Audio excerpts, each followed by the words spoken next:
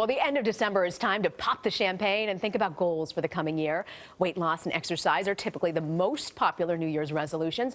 But this year, being a better person tops the list. 44% of Americans make yearly promises. However, research suggests only a fraction actually keep them. Journalist Jennifer Wallace has written about resolutions, and she's here to actually explain the science behind why so few people succeed. Jennifer, good morning.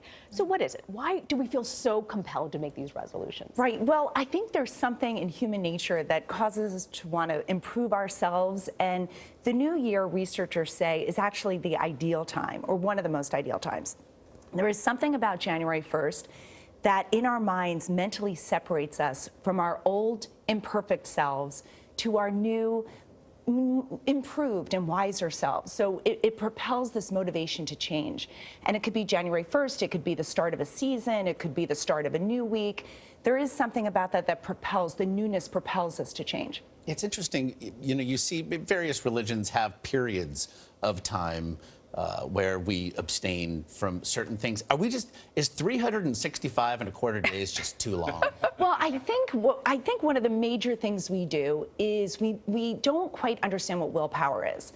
So we think willpower is this big force that we either have or we don't have. But what researchers are finding is that willpower it operates more like a muscle. So the more you strain your bicep, at some point it's going to give out. So the smarter resolutions, the people who are more successful, work around their willpower. They don't rely on it so much. I'm looking at this New Year's resolution list we have in our graphic back there. It says lose weight, exercise, drink more. I think it's meant to say drink more water, not drink more. But I wonder if it's because exactly right. I wonder if it's because some of these are just too ambitious and also kind of vague. Lose weight, like how much? Too vague. We take on too much at once. The best resolutions are ones that are very attainable. They're measurable. And taking them one at a time. I mean, you and I were tweeting about this. Yes. You have a lot of resolutions. One at a time, Vlad. Don't take them on all at once. That willpower can't take it. I think it's interesting because maybe it's that we want to be better people. And so we list all these things that say this will make us a better person, but you can probably just go with one. That's right. Well, and I was thinking about that, how it's now our #1 resolution to be a better person, which is great and noble.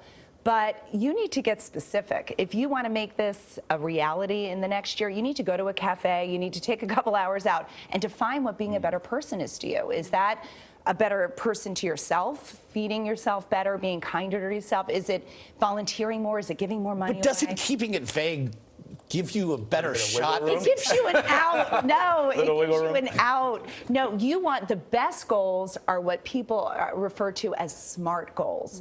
So you don't want to be vague. You want to be specific. You want it to be measurable.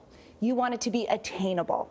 You want it to be realistic, and you want it to be time sensitive so that there's some sort of urgency that you have to make this resolution now. I've already failed. No, there's still time. You say anticipate failure. That's an important part of these resolutions. That is. So part of it takes 3 months to get a new behavior, a new habit set. So in your head, you need to mentally prepare for those setbacks and ask yourself what happened, and then recommit every time you have a failure. Okay. Recommit to your goal. Get out of jail free cards are good. We're going to keep ourselves honest on Twitter. Glass half full program here, Jennifer. Yes. Thank you. Happy New Year. Happy New Year to you guys.